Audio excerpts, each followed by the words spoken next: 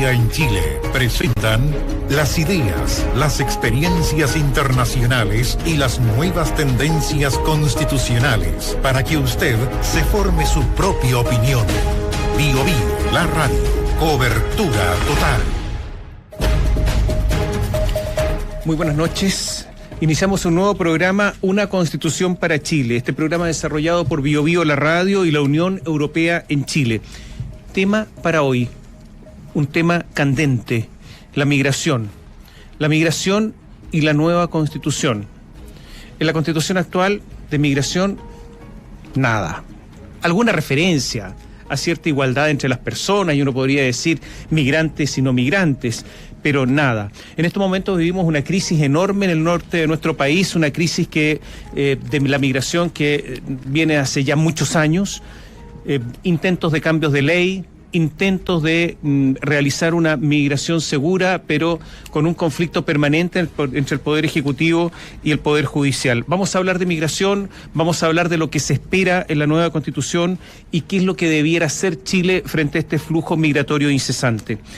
Hemos invitado en esta oportunidad a Rita Lajes. Ella es investigadora asociada al proyecto Anillos, Migraciones Contemporáneas en Chile, Desafíos para la Democracia, Ciudadanía Global y Acceso a Derechos No Discriminatorios. Es profesora asistente de la Facultad de Derecho de la Universidad de Chile e investigadora del Centro de Derechos Humanos de la misma Casa de Estudios. Diploma de Estudios Avanzados en Derecho Europeo por la Universidad Complutense de Madrid. Muy buenas noches. Gracias por estar con nosotros. Gracias a ustedes por la invitación. Sandra Ponce de León, magíster en Derecho Público, convención en Derecho Constitucional para la Universidad Católica o por la Universidad Católica de Chile, licenciada en Ciencias Jurídicas y Sociales de la Universidad Gabriela Mistral, ha ocupado cargos directivos en los sectores públicos como relatora del Tribunal Constitucional y jefa de gabinete de la presidencia del mismo Tribunal Constitucional. Gracias por estar con nosotros. Buenas noches, gracias a ustedes. La migración, si bien es un tema de debate desde hace años en Chile, en la Unión Europea es un tema que está parcialmente resuelto, parcialmente. Sin embargo, un especialista español reconoce que las migraciones masivas como la venezolana o de otros países ha significado una presión para los Estados miembros que lo ha transformado en un debate multilateral. Hola Néstor. Néstor Aburto con ustedes y con nosotros. ¿Cómo están? De inmediato los invitamos a que usted también participe en Una Constitución para Chile. Lo puede hacer a través, ahora que está habilitado WhatsApp, más 569-9200-7888. También puede mandar sus comentarios y opinar respecto a lo que vamos a revisar durante una hora de programa. Carpas quemadas, lanzamiento de coches de guagua a fogatas, gritos xenófobos, etcétera. Esa fue la imagen que recorrió el mundo entero el pasado 25 de septiembre y que se originó en Iquique, región de Tarapacá. Situación que vino a poner nuevamente tensión a la ola migratoria que vive Chile, pero que también ocurre en otros países de Latinoamérica. Principalmente la razón es Venezuela. En Europa también han vivido estas olas migratorias con Siria, Túnez, países africanos y también latinoamericanos en su minuto. Estos puntos fueron los que abordamos en Bio Bio TV con Ana Terrón, licenciada en Ciencias Políticas y de Administración. Además, ella tiene un cargo importante, es directora de la Fundación Internacional y para Iberoamérica de Administración y Políticas Públicas, conocido como FIAP, y exsecretaria también de Estado de Migración y por ello representante del Consejo de Ministros de la Unión Europea. ¿Qué dijo la especialista? Explicó que el debate constitucional no puede construirse en la coyuntura sobre olas migratorias específicas. Además, recomendó, como todos los temas constitucionales, que debe ser un texto cuidadoso, puesto que la migración también es parte del desarrollo de los países. Bueno, yo creo que un texto constitucional tiene que dar las bases de lo que es un sistema que luego hay que desarrollar, desde luego, ¿no? Creo que sí que hay que ser cuidadoso en términos de derechos, hay que ser cuidadoso en términos de vías, de entrada, acomodo e integración de las personas migrantes y creo que a nivel constitucional hay que dejar fijado ese marco.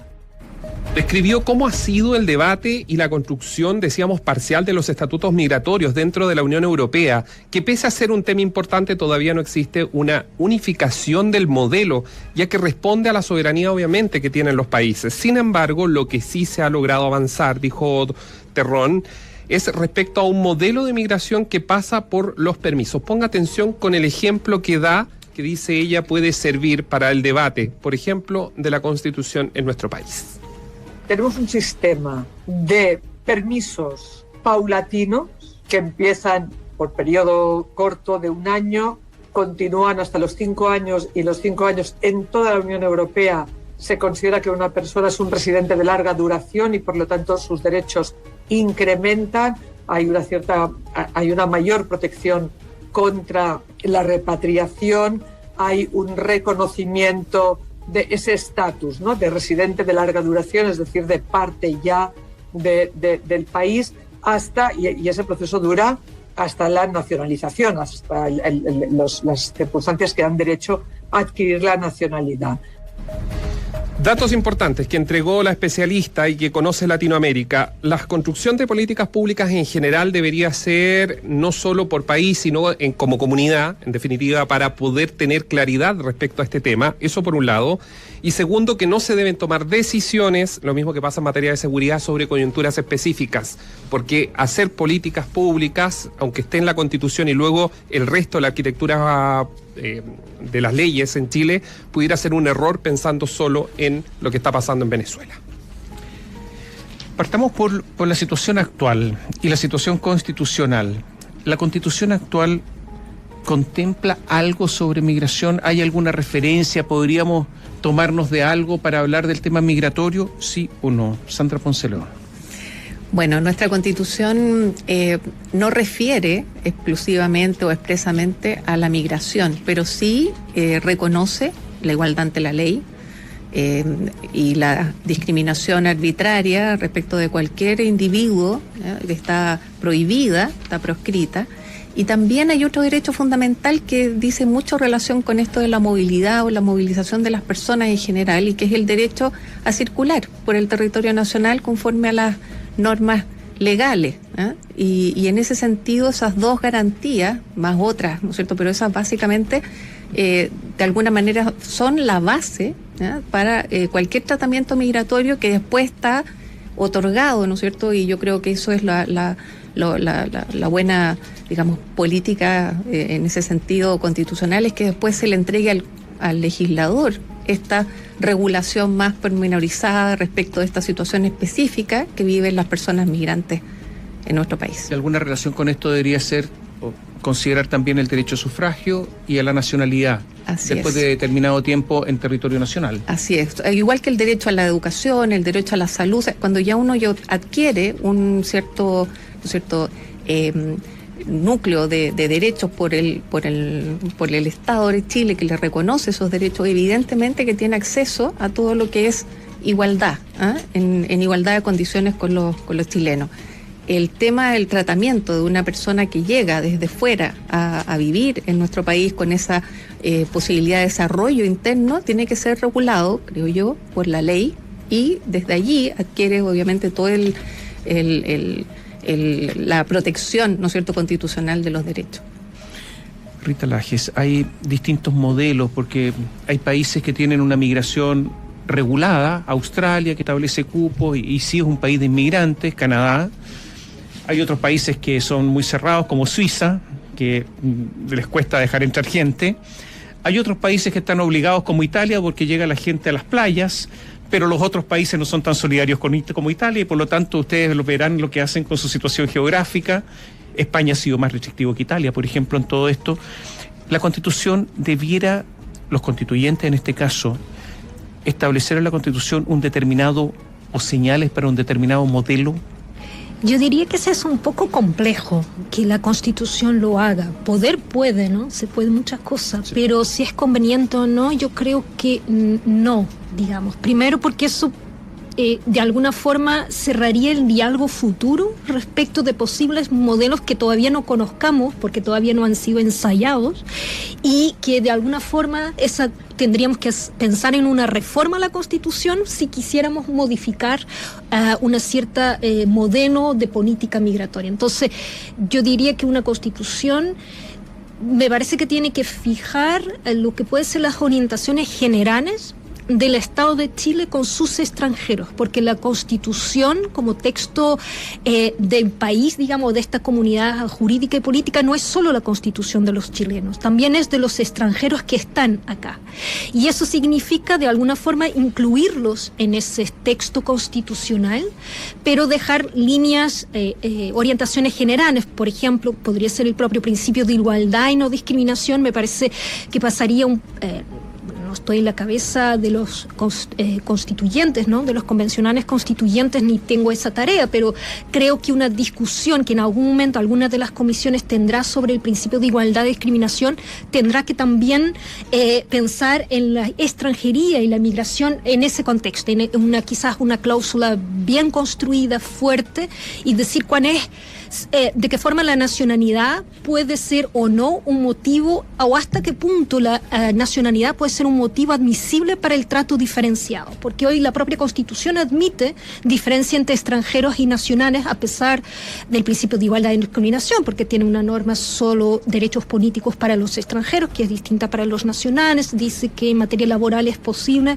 algunas restricciones en función de la nacionalidad, por lo tanto admite. Entonces yo creo que pasaría por ahí. Y otro aspecto que quizás podría contemplar es que vale para la política migratoria, pero creo que para cualquier política pública que el Estado tiene, que es el rol de los derechos humanos y de las obligaciones internacionales en esa materia, en la formación y creación de políticas públicas que el Estado pueda hacer a partir de 2022 en adelante, ¿no? De alguna forma que el legislador constituyente pensara en constitucionalizar por alguna forma un compromiso con una perspectiva de derechos humanos en la formulación de políticas públicas que se podría aplicar también al tema migratorio, por ejemplo. A ver, migrar es...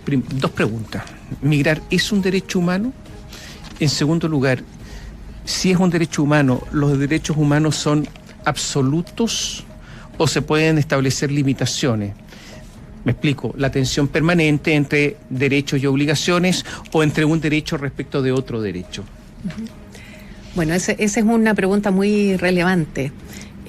Migrar sí es un derecho humano. Todas las personas, ¿no es cierto?, tenemos el derecho a movilizarnos y también de pensar en distintas razones para movilizarnos, ¿no? No solamente existe la migración como para asentarse en otro territorio, ¿no es cierto?, para llevar adelante una vida y, ¿no es cierto?, con todo el desarrollo, sino que también el tema turístico, ¿ya? También es parte de esa. Entonces hay diferentes formas o motivos por qué las personas pueden movilizarse. Eso por primera parte. Y respecto de los derechos, bueno, todos los derechos tienen que ser reconocidos, ¿no es cierto? Y mientras más amplio el reconocimiento, mejor. Pero también es reconocido que los derechos son limitados, no existen derechos absolutos. Y el que está llamado a limitar esos derechos, básicamente es el legislador, pero con los parámetros, como decíamos recién, que da una Constitución. La Constitución es la que le va rayando la cancha, si uno quiere decirlo de una manera fácil, al legislador para que precisamente regule el ejercicio de esos derechos, porque si no hubiese regulación, cada uno haría lo que quiera, digamos, y la Constitución tampoco tendría ninguna herramienta para controlar el incumplimiento, ¿no? Entonces, eso de partida, todos los derechos son limitados, sí tienen la base, y esa garantía para las personas que de acuerdo a la Constitución las limitaciones solamente pueden estar establecidas por el legislador, no por la autoridad administrativa o por otros particulares, etcétera. Y por eso que se regula, ¿cierto?, el ejercicio de los derechos a través, por ejemplo, en este caso, de la obtención de autorizaciones, de permisos. Nadie puede salir a la calle, por ejemplo, libremente porque tengo el derecho a movilizarme con un auto si no tengo el permiso para manejar ese auto. Para usar bienes públicos, uno supuestamente no requeriría mayor permiso que ser una persona, ¿no? Pero si yo quiero poner, por ejemplo, un negocio en una plaza, un kiosco, tengo que ir a pedir un permiso para usar en especial y en particular un determinado espacio de ese bien público y que le va a restar al resto el uso común. Entonces, esas son las regulaciones específicamente que se pueden dar a los derechos, muchas otras. Por eso inmediatamente yo una duda. A veces las leyes están, meridianamente claras. Y como decía alguien por ahí, cuando el sentido de la ley es claro, no se desatenderá su tenor literal. A pretexto de consultar su espíritu, etcétera, etcétera, todo ese tipo de cosas. Y sin embargo, al final muchos tienen, a veces tenemos, me incluyo, la sensación de que da lo mismo la legislación porque son los jueces los que finalmente aplican la ley a su real antojo. Y por lo tanto, ¿qué tan importante es establecer determinados principios de la Constitución que queden tan claros para que no se transforme esto en un gobierno judicial? Bueno, en materia migratoria... ¿O estoy diciendo cosas exageradas? Bueno, no, yo creo que los jueces están limitados más allá de la resolución. Primero, sus resoluciones van para el caso que tienen delante de ellos, no hay el efecto interpartes. A veces. No hay el valor del precedente, por lo menos en Chile, en esos temas de civil law. Sí, pero hay en algunas materias está la unificación de jurisprudencia. Claro. El Tribunal Constitucional, que es el omnis en algunas de la cosas. jurisdicción. Claro, pero hay una serie de limitaciones, digamos, que el ejercicio del Poder Judicial está también tiene su cancha rayada, es decir, hasta dónde puede en la solución de los casos.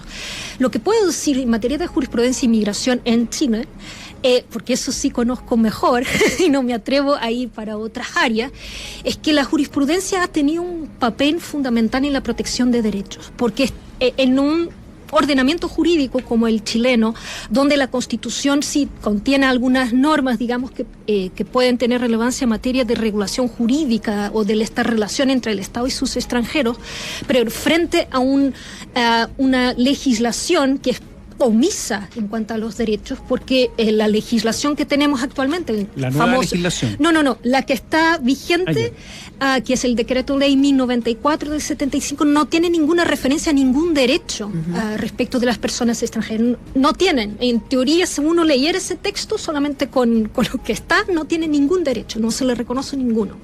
Entonces, frente a un texto que es omiso en eso, los tribunales, particularmente la Corte Suprema y algunas cortes de apelaciones, han introducido la lógica de protección de derechos fundamentales. No necesariamente han recurrido al derecho internacional de los derechos humanos, pero utilizaron la lógica de los derechos fundamentales y de las garantías para establecer algún parámetro, digamos, de protección de estas personas. Y en ese sentido yo me parece que ha sido fundamental la jurisprudencia para ello, para tener desde, por ejemplo, en materia de expulsión, el reconocimiento del derecho a la vida familiar, y eso puede tener una consecuencia en la expulsión de la persona, el interés superior del niño para la protección de personas menores de edad que pueden haber nacido en Chile, etcétera. O sea, creo que en ese sentido haré la defensa, digamos, no siempre la jurisprudencia en materia migratoria es unánime tampoco, no es que haya, pero en los últimos años ha desarrollado,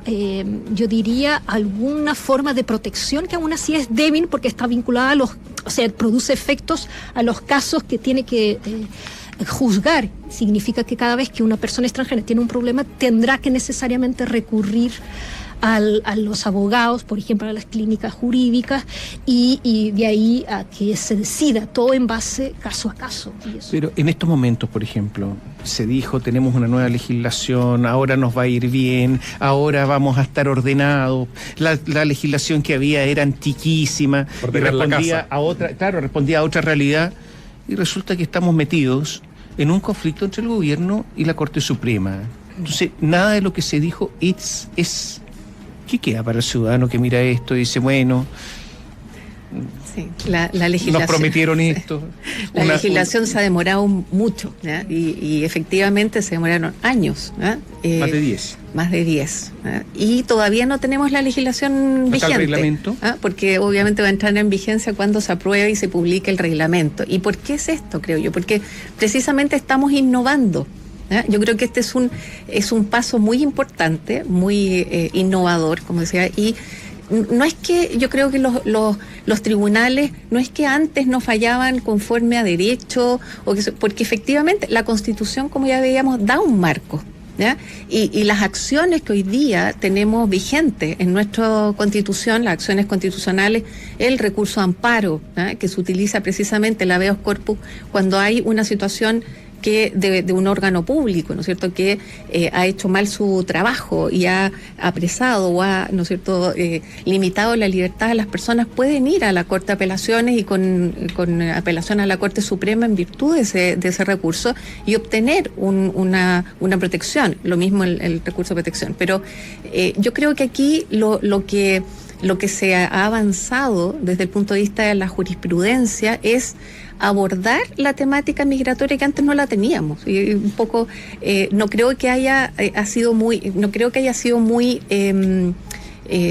¿cómo se llama? Cuando se haya salido mucho de los marcos, ¿no es cierto? Incluso, como decía, del derecho interno, ¿eh? La protección de las personas, que los tribunales están, sobre todo los tribunales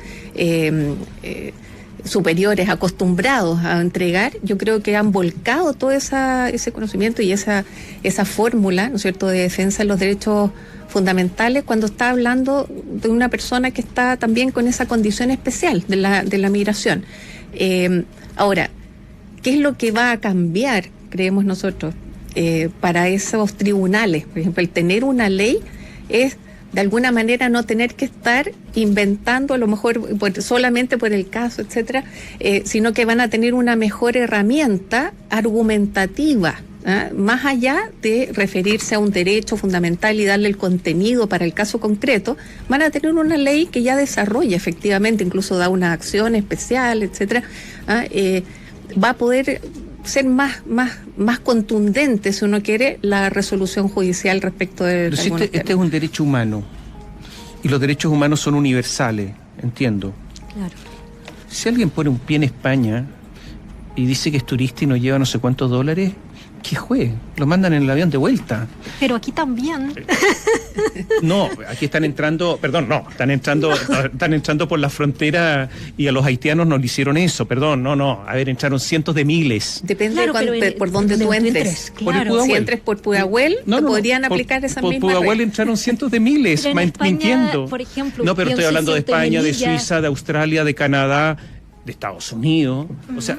Tú dices de los charters, esos que había de... Pero, a ver, aquí hubo toda una empresa, sí, claro. Pero se lo vieron todos los chilenos. Entonces, la pregunta es, ¿estos derechos humanos son realmente universales?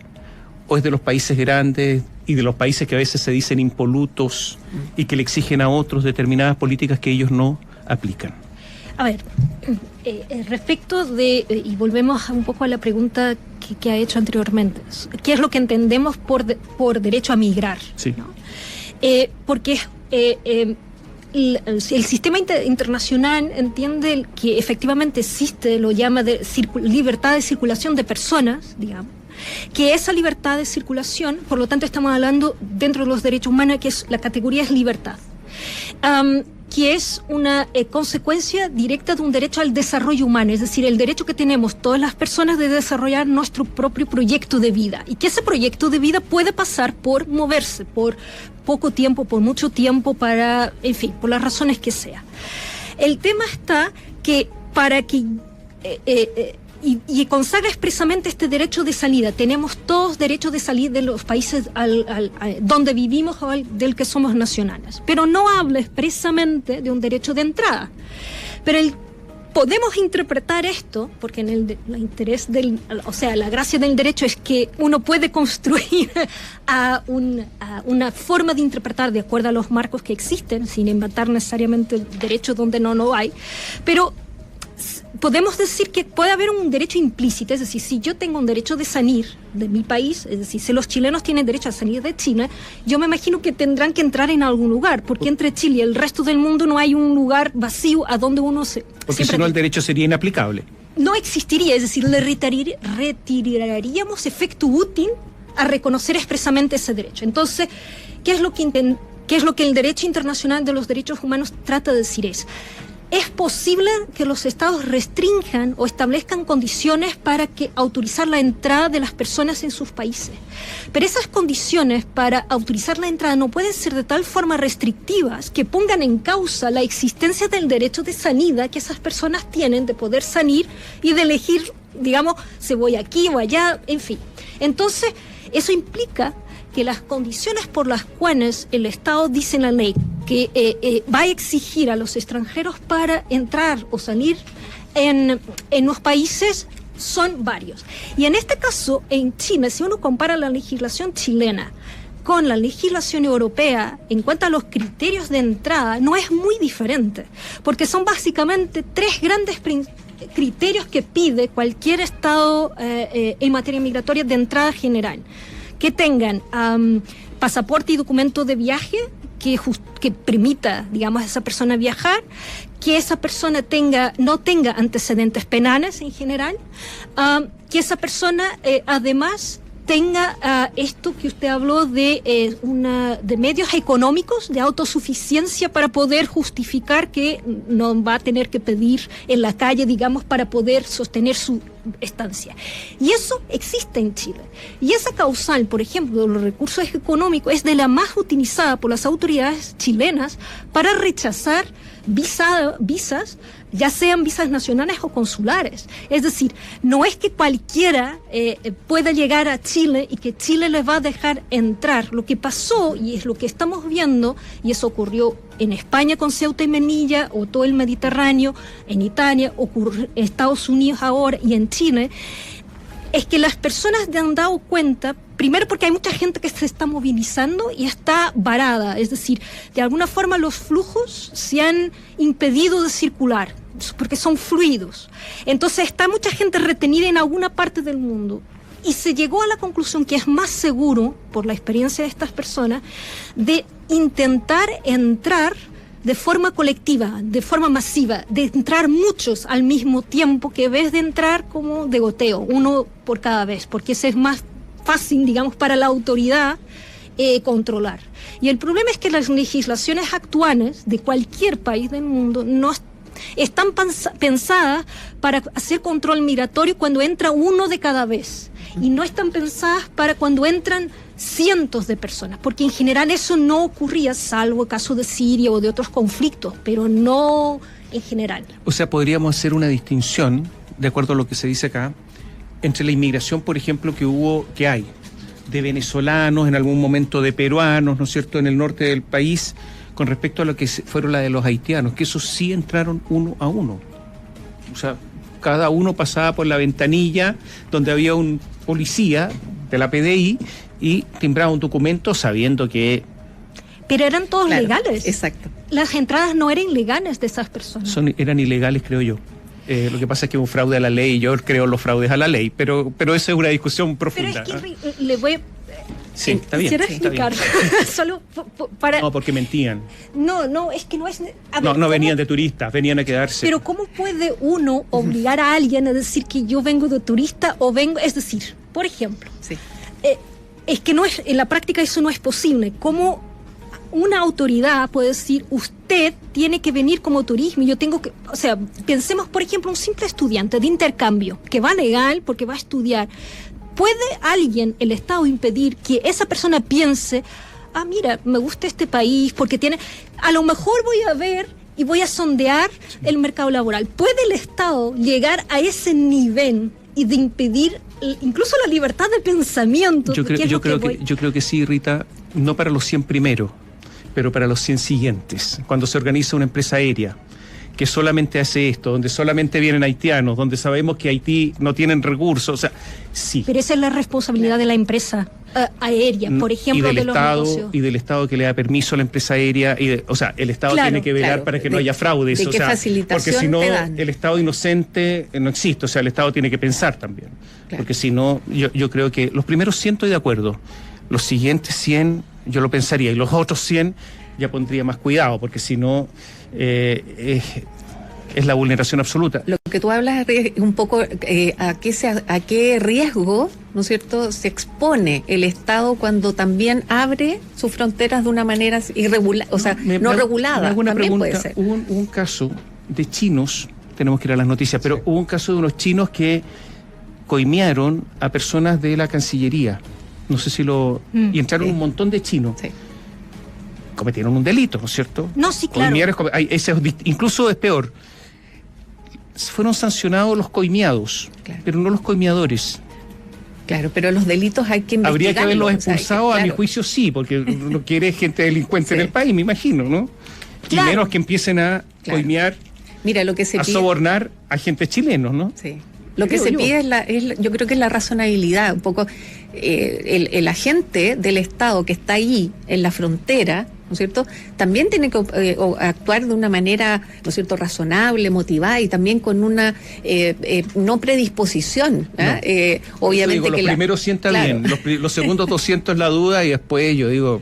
Poner un poco más de ojo, ¿ah? Pero no puedes llegar tú y sentenciar, por ejemplo, o sea, que No. el policía de investigaciones, ¿no es cierto?, No, yo diga... estoy de acuerdo con ¿Ah? eso, porque es una discriminación. Claro, o sea, claro. va a ser porque por el color o por la... Así Lo es. que pasa es que cuando es cientos y cientos, uno tiene derecho a pedirle al funcionario que... Por eso, o al Estado... claro, o el a- funcionario debiera tener clara la instrucción. Ah, Ese es el tema, porque- que la norma fuera clara para saber cómo actuar. El dato fue que se acabó la inmigración de haitianos y se acabó la línea aérea también. Claro. Entonces, algo Sí, era había, un ¿no? caso... Oye, tenemos que hacer un alto, vamos a ir a las noticias, vamos a volver y vamos a seguir conversando de esto porque hay proposiciones de candidaturas presidenciales, a ver qué es lo que ellos pretenden hacer y cómo esto se puede plasmar en la legislación. Volvemos en un instante. Una constitución para Chile. Bio Bio, la radio, junto a la Unión Europea en Chile.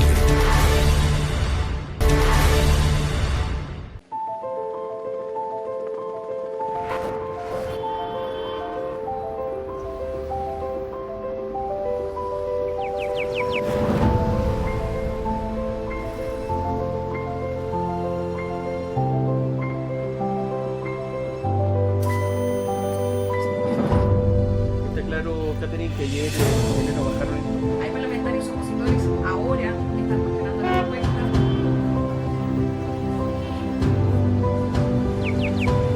Muchas gracias de verdad por toda la participación de ustedes.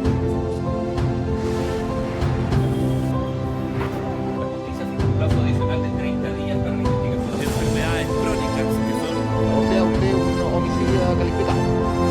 Hola, venimos hacia auto también.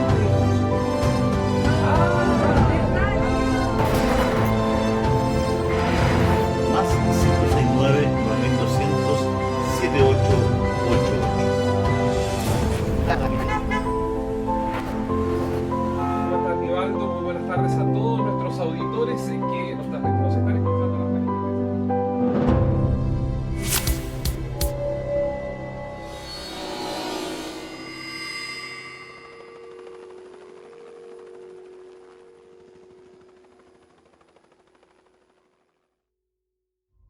Conozca las ideas y proyectos que forman parte del debate para la nueva constitución. Bio Bio, la radio, junto a la Unión Europea en Chile. Hablamos de migración, estamos con Rita Lajes, que es investigadora asociada del proyecto Anillos, que es profesora asistente de la Facultad de Derecho de la Universidad de Chile, y con Sandra Ponce de León, magíster en Derecho Público, convención en Derecho Constitucional por la Universidad Católica de nuestro país, licenciada en Ciencias Jurídicas y Sociales de la Universidad Gabriela Mistral. Los derechos tienen límites. Por lo tanto, hay algunos, incluso algunos candidatos que están proponiendo, candidatos presidenciales, que están proponiendo regularizar a todos los extranjeros que están en estos momentos en el país, cosa de establecer alguna norma jurídica para blanquear el asunto, porque hay muchísima gente que está sin recursos, sin papel, y no pueden trabajar. Incluso se ha criticado muchísimo que personas que están ya largo tiempo en Chile y con contrato o trabajando no obtienen los documentos necesarios para tener una estancia legal en nuestro país, y por lo tanto se dice, bueno, ¿qué pasa si a ellos se les legaliza inmediatamente, si las personas que entran inmediatamente se les brinda acogida y en un plazo de un año tienen ya su situación jurídica consolidada? Y otros dicen sí, pero podría haber un efecto llamada, y por lo tanto, si ahora hay una invasión en el norte, como dicen las personas y nuestros auditores que están en el norte, esto podría ser ya muchísimo más. ¿Qué se hace? ¿Qué se puede hacer? ¿Hay efecto llamada o no? Se dice, por ejemplo, que la visita de Sebastián Piñera a Cúcuta fue un efecto llamada espectacular y por lo tanto este presidente tiene responsabilidades. Y por otra parte, ¿cuál es el límite? ¿Cuántos extranjeros se pueden aceptar en el país para que esto no se produzca un desequilibrio? ¿Qué se hace? Y todos tenemos la duda porque realmente no tenemos respuesta, Rita Lajes. Bueno, ¿Hay respuesta? No, uno cuando estudia el tema migratorio sabe que no hay respuestas fáciles y simples. No es una cuestión cómo se hace o específicamente. Yo creo que antes de responder hay quizás pensar, digamos, en ciertas cosas. Por ejemplo, usted me estaba diciendo cuántas personas, o preguntaba cuántas personas puede un país recibir. Es obvio que no hay una cifra, porque además cuando hablamos de migración, no solo hablamos, como podría indicar la pregunta, de lo que llamamos stock, ¿no? La acumulación de personas en un cierto país. Perdón, en Europa se habla de esto. No. ¿Cuánto va a recibir claro, cada uno? Pero no significa que estén correctos. Cuando hablamos de estudios migratorios estamos hablando de flujos migratorios, entradas y salidas. Entonces, hay un número de personas que pueden entrar, pero siempre estamos entendiendo que también hay un grupo de personas que está saliendo. Nunca el número de personas que residen en un país es lo mismo, porque siempre hay salida y entrada de personas, ¿no? Entonces, siempre sería variable. El tema es que más que tener un número, porque eso implicaría, yo me imagino, análisis que son demasiado complejas, económicos, sociales, es decir, cuántos recibimos, y casi siempre los países cuando fijan cuotas, en general son muy conservadores en el número que establecen, es decir, son bastante más bajas el número de cuotas, o sea, de visas que establecen para ofrecer, digamos, a las personas entrar, que aquellas que realmente están solicitando la entrada. Y después puede ser compleja en algunos casos, por ejemplo, en materia de refugiados. Estados Unidos tiene cuotas, por ejemplo, de cuántos recibe refugiados al año. Pero si estamos hablando de obligaciones del Estado, es decir, personas que están escapando de conflictos, ¿cómo yo puedo decir a alguien, bueno, si usted tiene toda la razón, usted es refugiado, le está siendo perseguido por razones políticas u otras, su vida está en peligro, pero yo tengo la cuota 1000 y usted es en 1001, así que no le puedo pedir, vaya a golpear otra puerta? Es decir, no creo que desde el punto de vista jurídico o de sociedades de Estado de Derecho y democráticas, la respuesta se puede resolver así, creo yo. ¿Y no habría que establecer distinción clara entre lo que es un inmigrante, lo que es un refugiado, y por lo tanto un estatuto jurídico distinto? Hasta cierto para punto no establecer sí, el límite. Existe. Pero el problema es que, por ejemplo, el caso de Chile, vamos una vez más. Segundo datos que sacó el SJM, el Servicio Jesuita Migrantes, cuando contabiliza las visas que son otorgadas por el Estado de Chile, el año pasado, 2020, salvo que esté equivocada, ¿sabe usted cuántas visas el Estado de Chile otorgó a personas refugiadas? 7. Es que el mundo está muy bueno, yo creo que está en paz para pensar que solo 7 personas han cumplido o tenían derecho a ese reconocimiento. Es obvio que los estados tienen una fuerte presión incluso para interpretar las leyes de asilo de una forma muy restricta a la hora de conceder las visas para esos efectos. ¿Y tienen los estados derecho a establecer requisitos para los migrantes? Digo esto porque Australia, por ejemplo, sí ofrece todos los años visa, pero establecen, nos faltan tantos ingenieros, no sé qué, y bueno, es una isla continente, digamos, y por esa razón tienen esta facilidad, ¿no? Está muy lejos y por lo tanto pueden hacerlo. Lo está haciendo ahora Gran Bretaña, que tiene un problema gigantesco con el Brexit. ¿Tienen los estados derecho a establecer requisitos tan específicos para la inmigración o no? Bueno, sí, y está reconocido. ¿Viola los derechos así. humanos eso? No, en estricto rigor es general, no. También es una potestad de cada Estado y reconocido internacionalmente, no es una cosa que solamente por unilateralmente, sino que reconocido en el concierto internacional esta atribución que tiene el Estado regular el ingreso, ¿ya? Y pueden ser regulaciones bastante fuertes, ¿eh? El tema que se plantea frente a esa regulación, incluso de cuotas, ¿no?, es precisamente lo que decía recién, o sea, ¿hasta dónde? Ahora, otra cuestión, es decir, y volviendo a la pregunta anterior, si la mayoría de los migrantes, por ejemplo en el caso chileno, han ingresado de manera irregular, ¿ya?, no por los aeropuertos, no por las aduanas, sino que de manera irregular, ¿cómo tú vas a saber efectivamente cuál es el universo de personas. Es imposible, ¿no es cierto?, de una lógica básica. Entonces, también recordemos que en nuestro país, hace 2 años atrás, creo, hizo un intento por regularizar la situación de las personas que estaban ingresadas, cualquiera, sin distinción, ¿no es cierto?, para regularizar su situación. Y eso, claro, se entendió como un llamado a vengan a Chile porque aquí se regulariza todo lo ilegal, o lo irregular, de alguna manera. Más que, pero hay que entenderlo así. O sea, yo creo que esa primera política que se adoptó por el Estado fue bastante positiva. Pero si esa política no está también acompañada de los recursos necesarios para hacerlo, también queda en tierra de nadie, y en definitiva tú estás jugando con la vida de las personas. Tú le estás ofreciendo y no les estás dando también. ¿Y qué se le puede decir a los chilenos cuando dicen, bueno, los recursos del país, los impuestos que ustedes pagan, todo este discurso, bueno, tienen que compartirlos con las personas que están ingresando? Y pienso en algunas personas que, claro, había una inmigración enorme, entonces ocupan espacios públicos, ocupan plaza, entonces auditores nos llaman a nosotros. Yo la plaza en la que iba a pasear con mi hijo ya no lo puedo ocupar y no hay otra. En Chile tampoco hay tantas áreas verdes. Entonces, la carga de la inmigración, por decirlo de alguna manera, ¿no?, la sufren más algunos que otros. Uh-huh. Sí, la persona que está, a lo mejor vive, pongo cualquier ejemplo, en la dehesa no sufre tanto la carga, a lo mejor solo beneficio, porque tiene a una persona que le hace que cuida su jardín, que es extranjero, y antes no lo tenía, o no sé. ¿Qué se le puede decir a los chilenos con respecto a esto?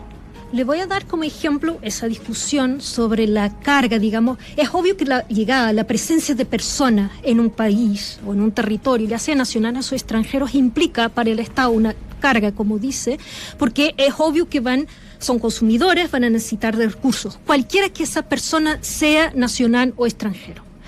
Sin embargo, si uno solo mira del lado de los gastos, es obvio que la realidad es una, pero si uno ve esto, o incluso del punto de vista meramente económico, tiene que ver las ganancias, es decir, un balance, yo lo tengo que leer entre lo que gano y lo que se pierde.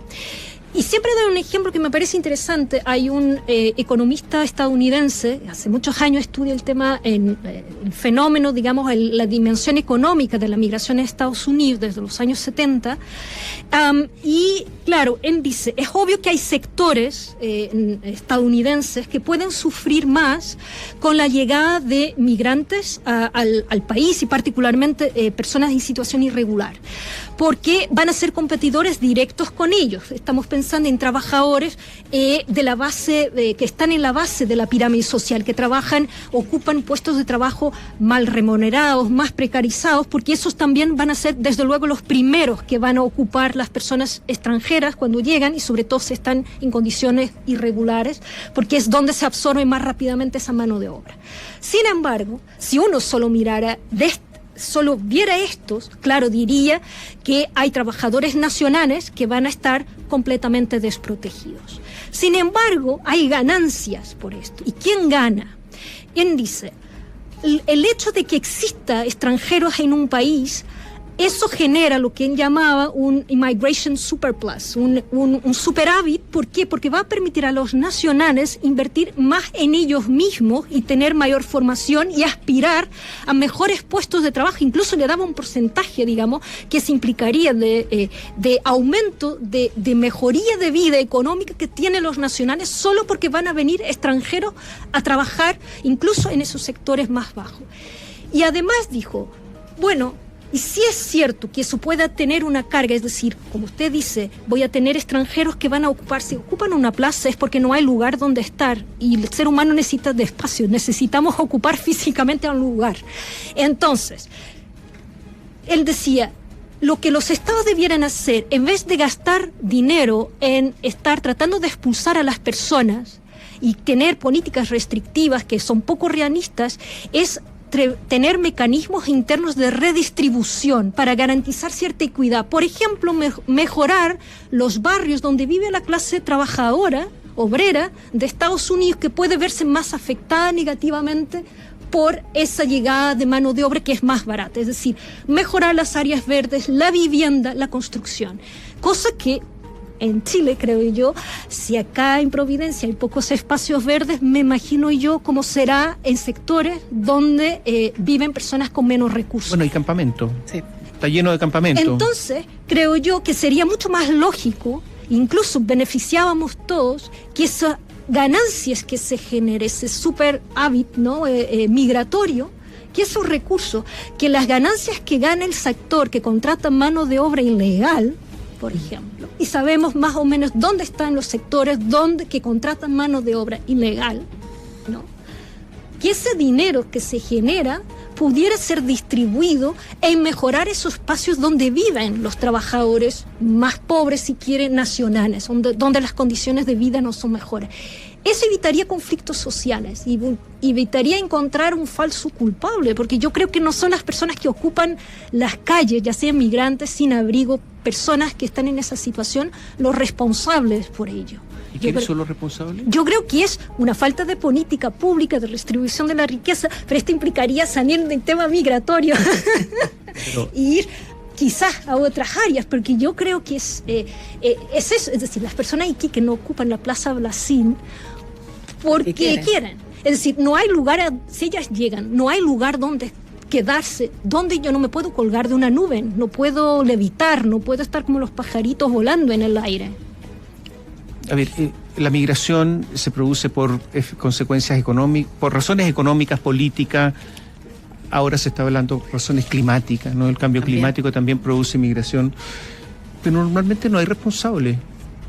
O sea, llegan personas a Europa, pero ¿por qué llegan a Europa? No hay nadie responsable, los políticos locales, los señores que andan haciendo guerras civiles, no hay ningún responsable, nadie habla mucho de ellos. Normalmente todo pasa como que el origen no está. Yo creo que Maduro es responsable en mi caso, porque en Venezuela la situación es insostenible, pero nadie habla de ello. De hecho, incluso hay discursos donde dicen que van a repatriar, no sé, y políticas de ese tipo. La migración tiene responsables de todo tipo, también políticas económicas en países democráticos. ¿Por qué no se habla de los responsables nunca? ¿Hay alguna razón? Porque en general son personas políticas. Es decir, o sea, a ver, por ejemplo, el el tema poder, del cambio climático, claro, el cambio climático. el poder. Sí, claro. Por ejemplo, la migración que pueda tener motivos por cambio climático o ambiental. Perdón, va a haber migraciones internas por cambio climático. Que ya las hay. Por ejemplo, México, el país Sí. que tiene mayor desplazados internos en el mundo. Incluso dicen que Chile va a ser un buen, uno de los- claro. un buen receptor por el tema del climático. Efectivamente, Claro. nosotros tenemos un clima más benigno, aparentemente. Si consideramos que Vamos a tener desierto en Santiago.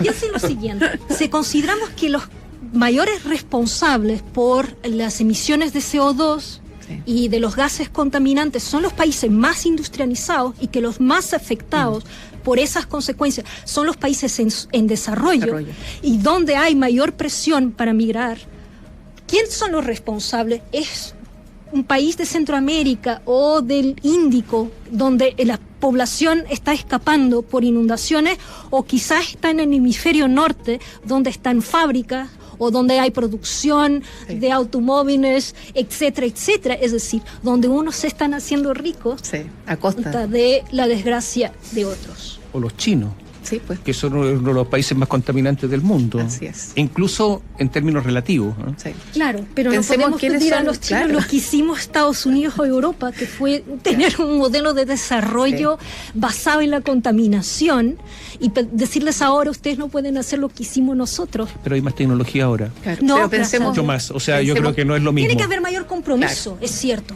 pero ¿quiénes son los que están suscribiendo los tratados ambientales? Pues no son las máximas potencias. Y Somos desde todos luego no es nosotros. Chile, ¿no?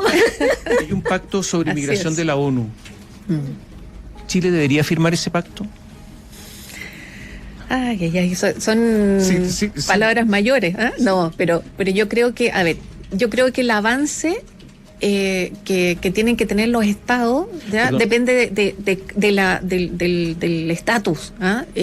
Uno no puede pretender ser lo máximo cuando recién estás, por ejemplo, avanzando en una legislación. Es importante Sí. esto porque resulta que una eventual constitución, si es que se firme ese pacto, estaría limitada, obviamente, por ese pacto en el sentido que tendría que respetarlo. Más que la Constitución, o sea, siempre tienes que respetarlo. No, pero que si no lo firma, no, pues. No, es que el Por pacto eso, no... al firmarlo, ya la Constitución tiene un marco con Exacto. respecto a este Claro, tema. pero este pacto de que estamos hablando no es un tratado. Claro. No hay que en rigor no hay que firmar Así es. nada. O sea, podría...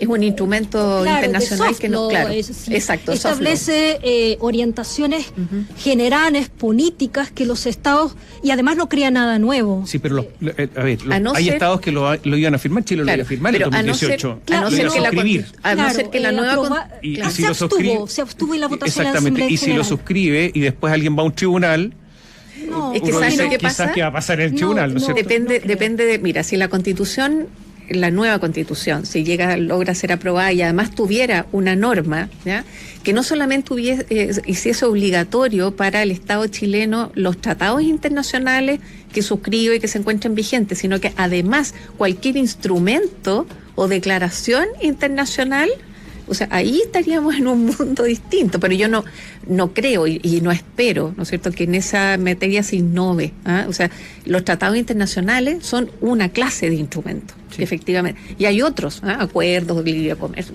una serie de otras. Entonces, uno pensaría que esa, ¿no es cierto?, rigurosidad se mantenga. ¿Por qué habría que tener, digamos, precaución con respecto a este pacto, o no? O sea, en lo personal, Son recomendaciones, no más. claro. O sea, el Ya, pacto pero lo uno que es... a firma ver, algo para... es que no se, orientarse. firma, no se firma nada. Se Vuelvo a suscribe decir. algo. Tú lo puedes seguir o no. Claro, Esa es la en gran. este caso el pacto, a ver, ¿qué es lo que, por qué existe el pacto? En la realidad son dos los pactos, uno para los refugiados, otro para la de migración. migración, Sí. sí. La necesidad de tener un pacto, o en el fondo es un instrumento único, un texto que contenga un conjunto de orientaciones y de recomendaciones del tema migratorio, es porque no existe en la actualidad un tratado internacional general sobre migración. Solo hay un tratado internacional de derechos humanos que habla de migración, pero es para los trabajadores migratorios y sus familiares, por lo tanto no es para Acotado. todos los migrantes, solo para, y además particularmente más para los que están en situación regular, con algunas cosas para los que no están en esa situación. Entonces, la idea era avanzar en un cierto consenso internacional respecto de cómo los estados pueden o deberían ver el tema migratorio del punto de vista político, social, económico y jurídico, la presencia de extranjeros en sus lugares. Y además, ese pacto, lo interesante de él es que fue... primero los estados participaron en las negociaciones, fueron casi Chile 12. participó de Marrakech, Claro, digamos, de acuerdo. fue activa en las negociaciones. Nada de lo que está ahí, los estados fue impuesto. Además de ello, posibilidad de participación de sociedad civil en ese pacto, que en general los tratados internacionales son hechos por las cancillerías y Así es. sus El expertos, punto de no política, es que alguien, salvo ahora los quizás de última generación. Aquello fue la posibilidad que gente que discutió, organizaciones de sociedad civil, en ese sentido era bastante más democrático y tenía mucho más legitimidad que mucho tratado internacional clásico hecho entre cuatro paredes, digo yo. Entonces, ¿por qué politizar o darle un contenido negativo a algo que realmente no creo, porque además del punto de vista jurídico no obliga a nada, porque No es aquello una norma. no Esa es la produce diferencia. derecho, no es fuente de derecho. Claro. O podemos aquí discutir el valor del soft law y podemos hacer una clase de derecho Exacto. internacional sobre fuentes del derecho internacional y el rol del soft law en la creación del derecho. Está bien, pero es soft law. Aquello es, si quiere, voluntario. Ahora los estados lo que están haciendo son cumplimientos del pacto, pero monitoreando. Nadie va a... Chile lo que dijo es que si no clasificaban entre regulares y irregulares, no sé, ellos no iban a suscribir ningún tipo de tratado. Finalmente eso es lo que dijo en su mensaje el 2018 Sebastián Piñera cuando en Nueva York dice no vamos a Claro, suscribir. también A dijo que suscribir. era vinculante y no es. Perdón. Ahora, ¿qué debiera decir la Constitución, a juicio de ustedes, sobre este tema? ¿Algo? ¿Nada? ¿Alguna señal? Yo creo que la ¿En las señal, garantías, por ejemplo, algo? Yo creo que la señal está como bastante clara en el sentido de que las políticas públicas, ¿no es cierto?, las generan, ¿no es cierto?, el gobierno con el legislador, ¿ya? Y lo que podría, ¿no es cierto?, decir la Constitución en esta materia es que, como lo estamos haciendo y como se espera, que esa política pública sea generada en relación con los derechos fundamentales, o sea, teniendo como base fundamental de la regulación legal la protección, promoción, incentivo de los derechos fundamentales. Yo creo que con esa declaración básica, y luego con la regulación de cada uno de los derechos y lo que puede hacer la ley, avanzaríamos, digamos, con mucho mejores herramientas y armas. Pero yo no creo que deba ser, como decía Rita, ¿no es cierto?, al principio, una constitución que se explaye extensamente respecto al tema migratorio. No, pero a ver, esta constitución no dice nada, la actual. Es que no diga nada, está inmerso dentro de claro, lo que decíamos al comienzo. Exacto, de los derechos fundamentales básicos, digamos.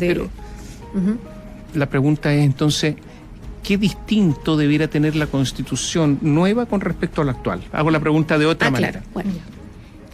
Yo creo eso. O sea, yo creo que podría haber una referencia a la política migratoria orientada para que a nadie se lo olvide, en definitiva, que esa es la buena interpretación de la Constitución. Un recuerdo al legislador, por lo menos eso.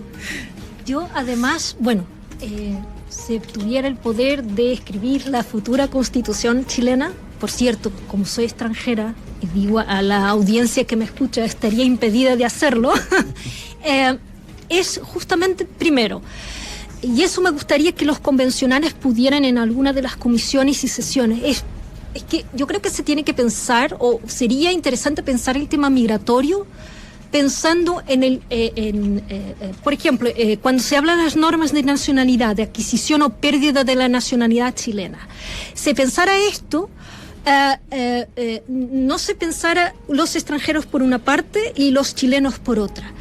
¿Por qué? Porque cada vez que yo defino lo que es un chileno y la condición para tener la nacionalidad chilena, yo por oposición estoy diciendo quién son los extranjeros.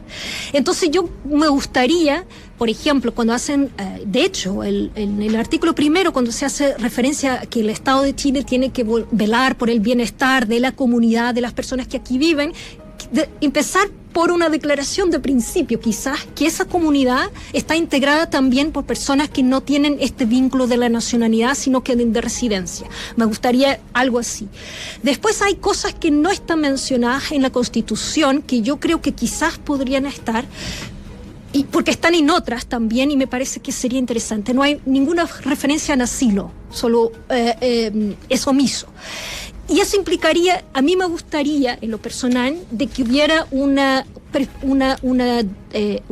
constitucionalización de la figura del asilo, en el sentido de que el Estado reconociera el asilo desde el punto de vista constitucional, porque eso no está. El derecho de asilo. El derecho de asilo, que es entendido como un derecho humano, pero es también entendido como una prerrogativa del Estado, un privilegio, siquiera una facultad, claro, dentro de la soberanía nacional. Y el otro tema, porque ahí también Chile ahora tiene obligaciones desde el 2018 en la materia, que es apatridia, que es, por ejemplo, en la Constitución alemana, si una persona cae en una causal de pérdida de la nacionalidad alemana, esa causa, esa situación no se va a verificar si con la pérdida de la nacionalidad alemana la persona queda apátrida, es decir, queda sin ninguna nacionalidad. Entonces me parece que sería una forma de proteger. Si hay alguna persona que por alguna razón puede caer en una causa de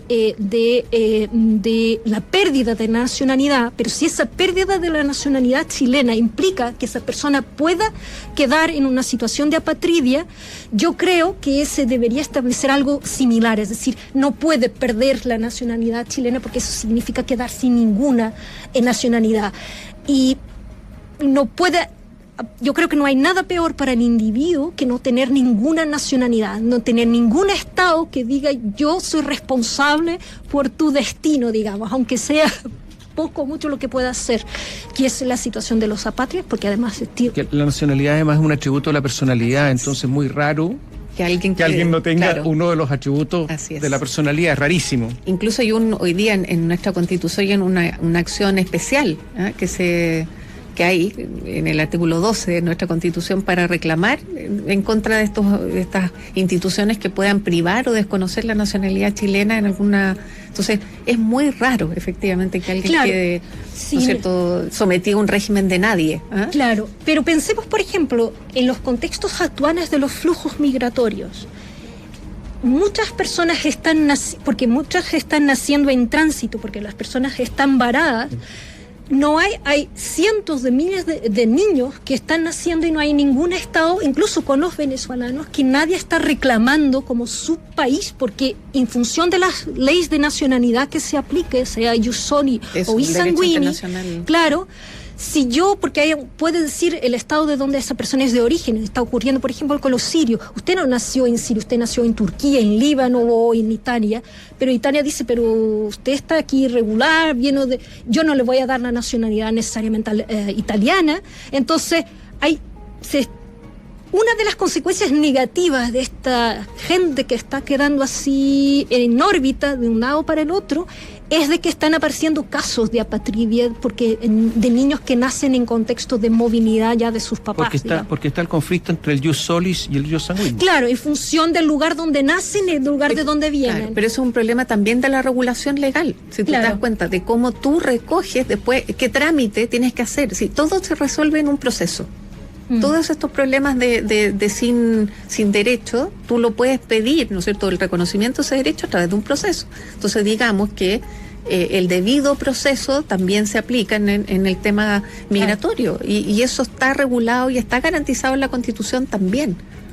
Entonces, no hay que decir, en la Constitución no hay que decir que el debido proceso también se aplica, el procedimiento administrativo, migratorio, no, porque es un principio general claro. Y por eso que yo creo que en la Constitución basta, ¿no es cierto?, con darle ciertos lineamientos al legislador más que crear nuevos derechos. Ahora, yo estoy de acuerdo a lo mejor con el tema del asilo, que podría ser, ¿no es cierto?, una condición muy particular, muy especial. Hay un reciente fallo de la Corte Suprema con respecto a jueces venezolanos que pidieron asilo en Chile. Resulta que están hace 3-4 años acá. Cuando las personas son asiladas, se les otorga algún beneficio económico, a diferencia de los migrantes. Y resulta que no les renovaron el asilo después de 4 años porque le dijeron, bueno, ustedes ya tendrían que estar en Chile, inserto, tendrían que estar trabajando, no sé. Y resulta que ganaron en la Corte Suprema porque dijeron que el asilo se mantenía. Es un fallo hace algunos días. Y por lo tanto, el asilo, volvemos a los jueces, reconocido ahora por los jueces ya a lo largo de varios años. Claro. Es que la condición, a ver, lo que pasa es que el ser refugiado, tener esa condición, en general, cuando un Estado reconoce a una persona como refugiada, ese reconocimiento, desde el punto de vista jurídico, produce efectos declarativos. Exacto. O sea, la persona ya es refugiada, no es el Estado de Chile. Se pierde. Claro. Desde que las condiciones fácticas se mantengan y que justifiquen y que la persona logre demostrar que efectivamente su caso se aplique, no es necesariamente el Estado que diga, porque usted no trabajó, usted no hizo esto. No, la persona es refugiada, no depende del caso. No le puedes quitar el carácter o la naturaleza. Porque seguramente no pueden volver a Venezuela. No, claro. Exacto, ese es porque se prolonga en el tiempo y en todo el periodo, ¿no es cierto?, en que se prolonga la misma condición. No es el Estado el que te quita la condición de refugiado, en definitiva. Claro. ¿Qué dicen los auditores en esto? No, hay mucho, lo están escuchando alumnas de usted, Mira. Y acá pues, le manda saludos y soy su profesora allá. Saludos. El cerrar las fronteras o limitar la entrada podría ser una forma de responsabilidad social del Estado de tener la capacidad de permitir que los migrantes puedan vivir en buenas condiciones. Rescaté esta pregunta porque hay muchos que nos están mandando a esta hora, van en los autos y nos mandan fotografías muy duras de lo que está pasando con los migrantes en las calles. Sí, es una realidad bien particular. Es decir, esto no es claro. Derecho humano, esto es inhumano. Inhumano, claro. ¿Por qué abrir la frontera cuando tú no tienes las posibilidades, ¿no es cierto?, de darle una condición básica a las personas? Claro, ese es el tema, uno de los temas que genera la migración, precisamente, y la falta de experiencia, ¿no es cierto?, que le ha tocado, yo creo que al Estado chileno. Esto ha sido, claro, uno dice hay mucha gente, pero no de tanto tiempo. Entonces, no la falta de política, chileno, a los mismos chilenos, todo, claro. o sea, ¿Cómo enfrentarlo? O sea, ¿cómo tú decir, mire, en realidad el Estado chileno tiene la obligación de prestar desde el momento que una persona está y pisa el suelo nacional a todos estos requerimientos o estas necesidades, tienen que cubrirlas básicas? Eso no te lo puede asegurar, no te lo asegura, digamos. Hay otro auditor que también comenta que le pasó, había uno en Australia, pero en Nueva Zelanda, que llegó al aeropuerto, incluso le hicieron una comprobación de si su tarjeta de crédito realmente era real, funcionaba, tenían una máquina ahí como para probar si la tarjeta estaba a su nombre, si realmente tenía los cupos, los saldos necesarios. Si no, le dijeron de inmediato que iba a tener que devolverse. Mecanismo de control, Claro. Control de frontera, control de ingreso. Esa es la diferencia. Claro, pero ¿Qué tanto controlas? Claro, y el tema, pero también podemos discutir, porque en el fondo cuando un Estado controla la tarjeta o que uno lleve fotocopias del extracto bancario... El hotel, claro. Argentina, aquí hay un auditor que dice que, por ejemplo, en Buenos Aires, a él, hace 3 años, dice, yo profesional, fui a Buenos Aires a un congreso, y el policía no me dejaba entrar hasta que encontré mi billetera con los documentos con mi tarjeta de crédito y la reserva del hotel. Me dijo que si yo no lo encontraba, no me dejaba entrar. Esto pasó en Ezeiza. Claro. Bueno, hay que decir que igual que entre Chile y Argentina, digamos, hay una cierta liberalización de la movilidad por fuerza Pero a mí me ha tocado, es al azar en Ezeiza. Hay como una especie de semáforo que dice, usted tiene que pasar para claro, allá, y efectivamente hay que hacer un control migratorio. Por ejemplo, que uno puede plantearse cuestión o reflexionar, porque estamos hablando, porque en el fondo lo que los estados están haciendo es... en el fondo están seleccionando personas en función de la cantidad de dinero que tienen. Es decir, que hoy por hoy no es que las personas no pueden migrar. El problema hoy es que las condiciones en que las personas migran son desiguales. Porque quien tiene dinero puede elegir... siempre doy un ejemplo. George Clooney tiene un palazzo en el lago, en Italia, en el lago Como. Y nadie le cuestionó, me imagino yo, porque él sí no trabaja en Italia, ¿no? Trabaja en Hollywood, pero tiene su residencia ahí, o por lo menos la casa de verano, no sé.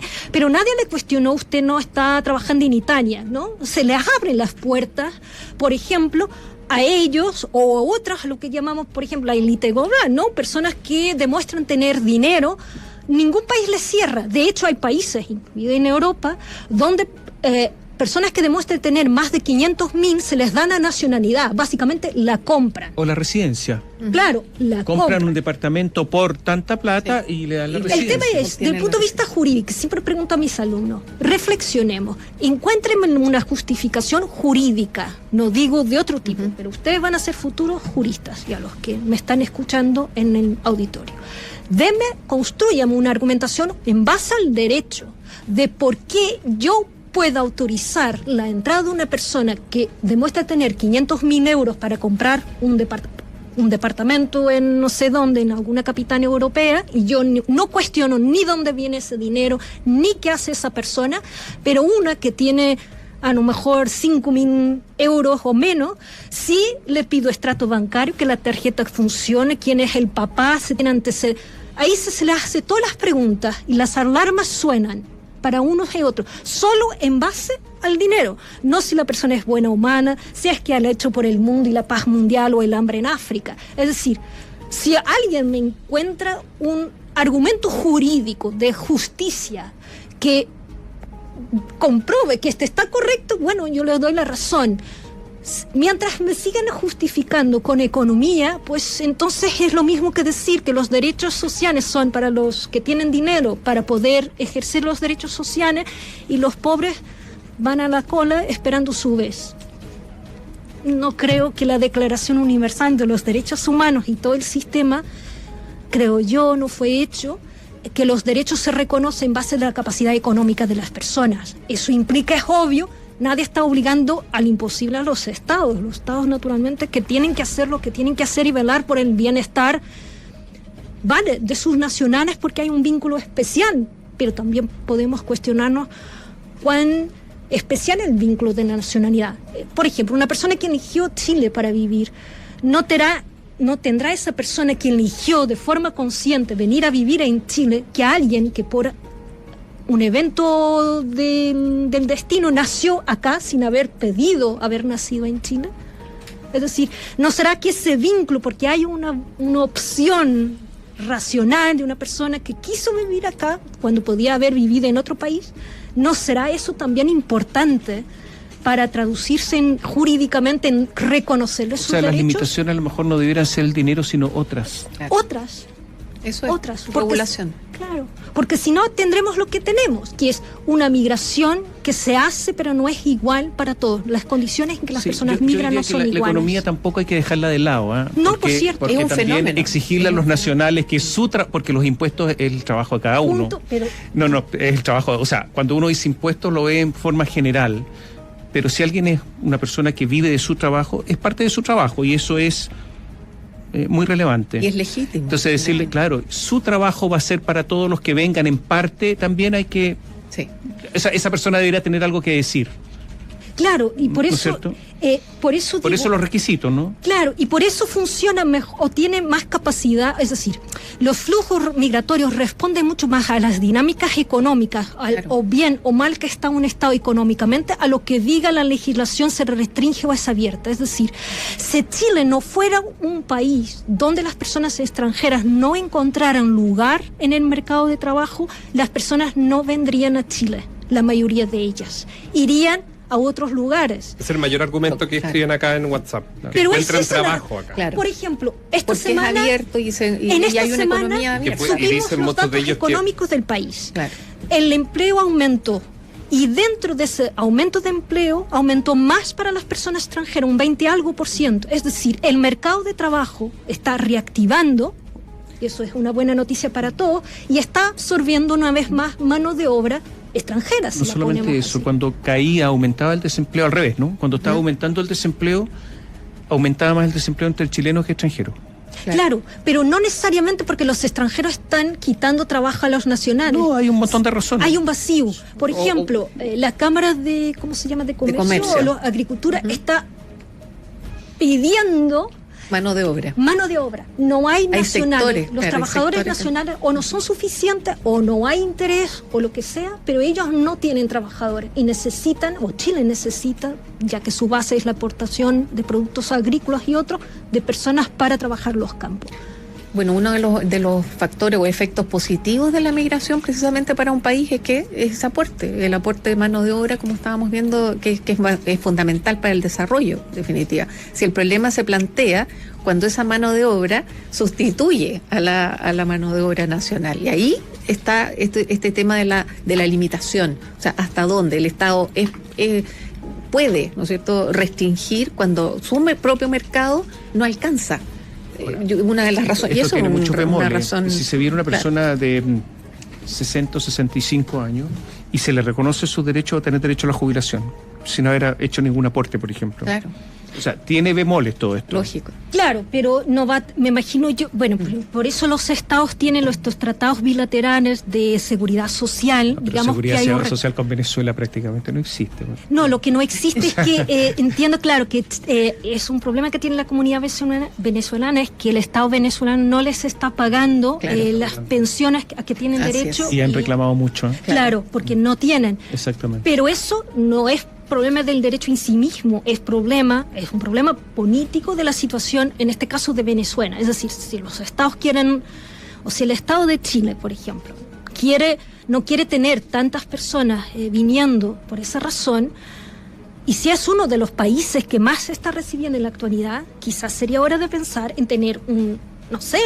cierto liderazgo para ver qué se puede hacer con Venezuela. Es decir, aquí las respuestas son más bien políticas, Sí, en el caso de Venezuela, en sí. otros casos será de para, otro tipo. para precisar, el país que más ha recibido venezolanos es Colombia. Claro. O sea, Y mucho más Brasil. que Chile, digamos. Sí. Y después Colombia Brasil. hay, Brasil no me acuerdo, pero Más vi de una un cifra. millón, más de un millón. Bueno, ahí está la- Muchísimo más, Claro. no, son varios millones. Ahí está la En pregunta Colombia. que hacías tú, de decir, ¿quién es el responsable Bueno, de esa sí. situación? Entonces, Es una cosa larga. obvio, pues eso ya un... Estamos terminando, Néstor. Sí, que son muchas. Fíjense que si me tuviera que quedar con un contenido de todos los mensajes de ustedes, nuestros auditores, yo creo que nadie está en contra de los venezolanos, de los haitianos. Muchos, el argumento es, nos escribió gente de Tarapacá, que dice, está bien, porque nosotros partimos diciendo que las quema de carpa. Nosotros llevamos 1 año y medio ayudando a las personas que estaban ahí, solo que ahora queríamos que el gobierno se haga cargo de lo que nosotros estamos haciendo. Entonces, hay mucho también de esto de colaborar porque entienden que la realidad, especialmente de los venezolanos, es muy dura en nivel político. Así es. Por lo menos esos son nuestros auditores de la radio que están... Y yo diría la de los haitianos, ¿eh? por su situación. No, no saben castellano. Sí, o sea, es un problema de lenguaje, un problema de formación, un problema de cultura muy distinto. El uso de las tecnologías. Claro, pero sí. Igual, yo diría que igual, por ejemplo, es obvio, son distintos, pero no creo que sean tan distintos. No, yo creo que les cuesta más, porque claro, si alguien no pero sabe, eso puede implicar cierto, yo diría...